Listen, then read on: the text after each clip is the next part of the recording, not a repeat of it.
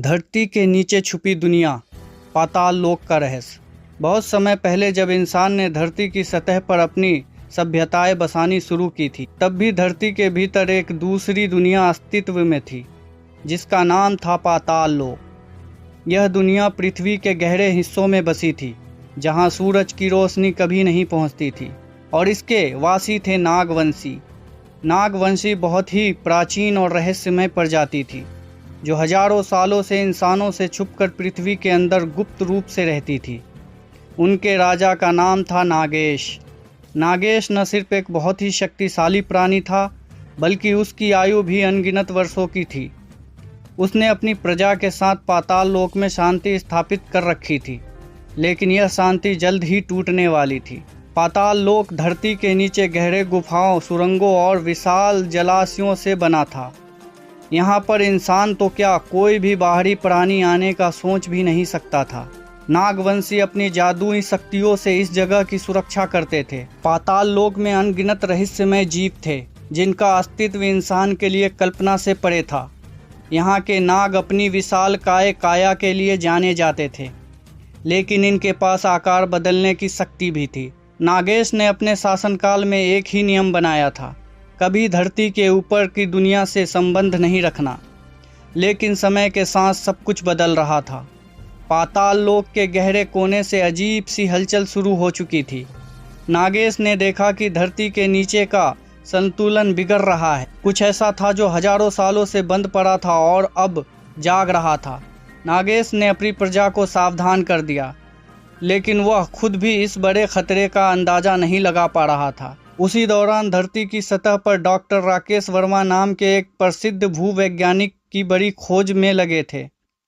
राकेश हमेशा से धरती की गहराइयों में छुपे रहस्य को जानने के लिए उत्सुक रहते थे। वह अपनी टीम के साथ भारत के साथ एक दूरस्थ क्षेत्र में खुदाई कर रहे थे, जहां उन्हें कुछ अजीब संकेत मिले।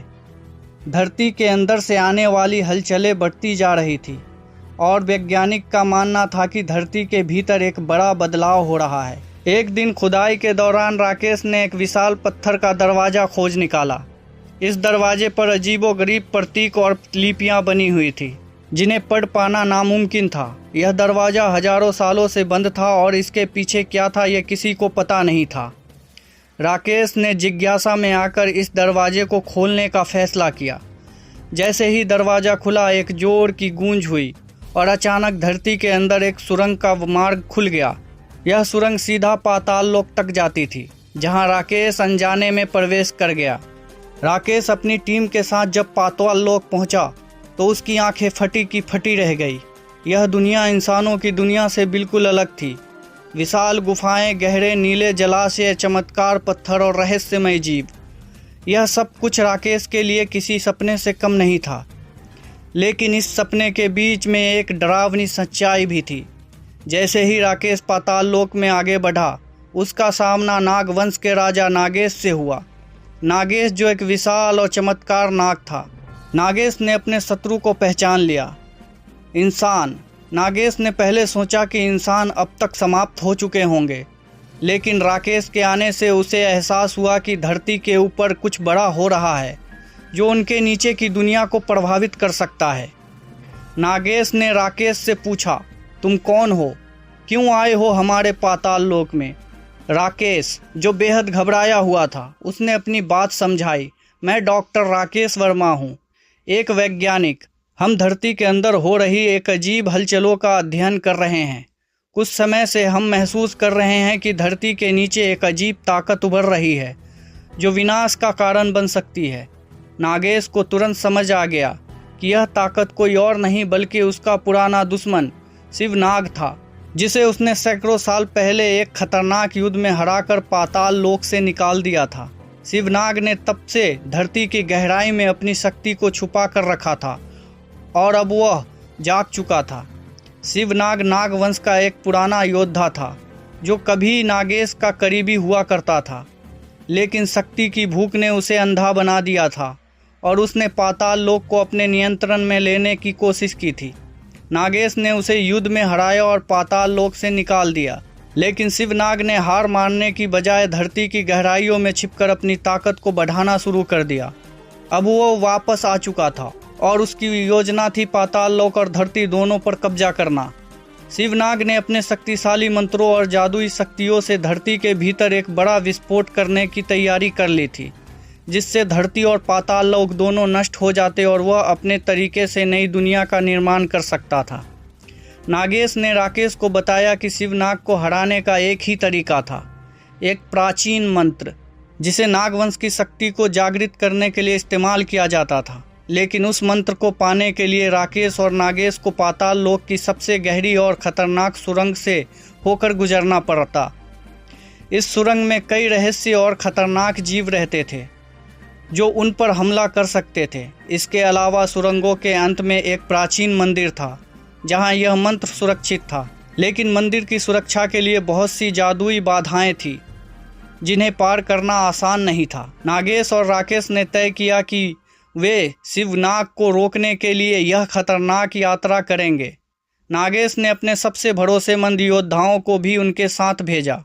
राकेश, जो अब तक विज्ञान के सहारे काम करता था, इस अज्ञात और रहस्यमय दुनिया में खुद को बहुत छोटा महसूस कर रहा था, लेकिन उसके पास अब कोई और विकल्प नहीं था। राकेश, नागेश और उसके योद्धा का छोटा दल पाताल लोक की सबसे गहरी सुरंगों में उतर गया। जैसे जैसे वो आगे बढ़ते गए, चारों ओर अंधकार घना होता गया। सुरंगों के भीतर चमकते हुए पत्थर और लहलहाते हुए नाग आकार के चित्र हर जगह दिखाई देते थे। यह सुरंगें हजारों सालों से किसी इंसान के कदमों से अछूती थी, और अब राकेश यहाँ था, अपनी जान को खतरे में डालते हुए। पहली बाधा तब आई जब वे एक विशालकाय झरने के पास पहुँचे। इस झरने को पार करने का कोई सीधा रास्ता नहीं था। पानी के भीतर नागों की रक्षक आत्माएं थी जो किसी भी बाहरी प्राणी को झरने के पार नहीं जाने देती थी। नागेश ने अपनी प्राचीन नाग मंत्र शक्ति का इस्तेमाल किया जिससे आत्माओं को शांत किया जा सके, और तब जाकर वह उस झरने को पार कर पाए। इसके बाद उन्हें एक भूल भुलैया से होकर गुजरना पड़ा। यह भूल भुलैया एक जादुई धुंध से भरी थी जो किसी का भी दिमाग खराब कर सकती थी और उसे हमेशा के लिए फंसा सकती थी। राकेश और नागेश ने बहुत सावधानी से एक एक कदम आगे बढ़ाई। कई बार उन्हें लगा कि वो खो गए हैं, लेकिन नागेश की सदियों पुरानी स्मृति और अनुभव ने उन्हें सही रास्ता खोजने में मदद की। आखिरकार वो उस प्राचीन मंदिर के पास पहुँचे जहां वह मंत्र छुपा था। यह मंदिर हजारों साल पुराना था और इसकी दीवारों पर नागवंशी राजाओं के चित्र बने थे। जैसे ही वो मंदिर के द्वार तक पहुँचे, अचानक एक जोर सी आवाज़ हुई और मंदिर के रक्षक जाग गए। ये रक्षक पत्थरों से बने नाग की मूर्तियाँ थी जो मंत्र की सुरक्षा के लिए जीवित हो उठी। नागेश ने इन रक्षकों को शांत करने की कोशिश की, लेकिन वो बिना लड़ाई के उन्हें अंदर नहीं जाने दे सकते थे। नागेश के योद्धाओं ने बहादुरी से लड़ाई की, लेकिन रक्षकों की ताकत बहुत अधिक थी। तभी राकेश ने एक पुरानी किताब से सीखा हुआ मंत्र इस्तेमाल किया जो उसने पाताल लोक की यात्रा से पहले पढ़ा था।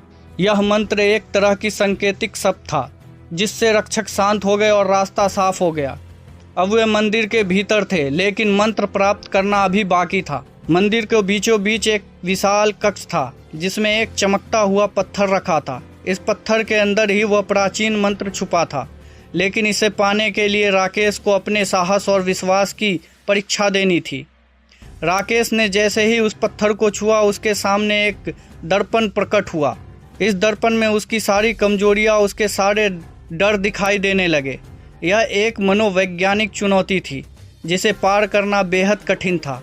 राकेश को अपनी सारी कमजोरियों का सामना करना पड़ा, लेकिन उसने हिम्मत नहीं हारी। उसने अपनी सारी मानसिक शक्ति इकट्ठा की और खुद को इन डरावनी छवियों से बाहर निकाला। अंत में मंत्र प्राप्त हुआ। जैसे ही राकेश ने उस मंत्र को अपने हाथों में लिया, शिवनाग को इसकी भनक लग गई। शिवनाग, जो धरती के नीचे अपनी पूरी ताकत के साथ विनाश की तैयारी कर रहा था, उसने तुरंत अपने जादू से एक बड़ा हमला किया। पाताल लोक के चारों ओर की धरती हिलने लगी और ऐसा लगा कि पूरी दुनिया टूट कर बिखर गई। अब नागेश और राकेश के पास ज़्यादा समय नहीं था। वे तुरंत शिवनाग के किले की ओर लौटे, जहां शिवनाग अपने पूरे क्रोध और शक्ति के साथ उनका इंतजार कर रहा था। शिवनाग का विशाल रूप और उसकी जादुई शक्तियाँ इतनी भयंकर थी कि एक पल के लिए राकेश को लगा कि शायद वे उसे हरा नहीं पाएंगे। लेकिन नागेश ने राकेश को विश्वास दिलाया कि मंत्र उनकी सबसे बड़ी ताकत है। जैसी शिवनाग ने अंतिम प्रहार करने की कोशिश की, राकेश ने प्राचीन मंत्र का उच्चारण करना शुरू कर दिया। मंत्र की शक्तियों ने एक अदृश्य ढाल बना दी, जिससे शिवनाग की सारी ताकत बर्बाद होने लगी। नागेश और राकेश ने मिलकर शिवनाग पर हमला किया। शिवनाग अपनी पूरी शक्ति से लड़ा, लेकिन मंत्र के प्रभाव के सामने उसकी जादुई ताकत कमजोर पड़ने लगी। आखिरकार शिवनाग का अंत हो गया। उसकी शक्ति बिखर गई और धरती में समा गई। पाताल लोक और धरती दोनों बच गए। शिवनाग के विनाश के बाद पाताल लोक फिर से सुरक्षित हो गया। नागेश ने राकेश को धन्यवाद किया और उसके पाताल लोक की सुरक्षा की संरक्षण घोषित किया। नागवंशी और इंसानों के बीच अब एक नया रिश्ता बन गया था। दोनों एक दूसरे के साथ मिलकर काम करेंगे ताकि धरती और पाताल लोक के बीच फिर कभी कोई ऐसा विनाशकारी संघर्ष न हो।